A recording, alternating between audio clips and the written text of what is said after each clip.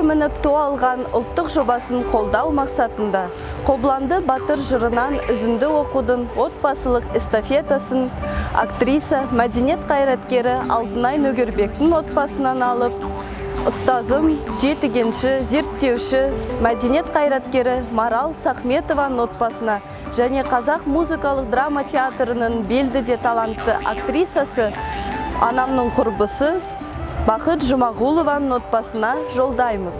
18 мың ғаламға патша болған хақша бар. Есіт мынау сөзімді 13 жасар Қобланды. Ерінбей сүйер кезімде кітаптардың ішінде. 40 пайғамбар аты бар, қырда қияс пайғамбар, ойда Ильяс пайғамбар, сізден баса кімім бар.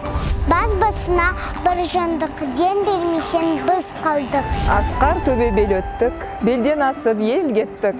Әулие әруақ салсан көз ата жолын тербеттік. Бір жылқыдан кем шаппас келінжан баққан бурылар.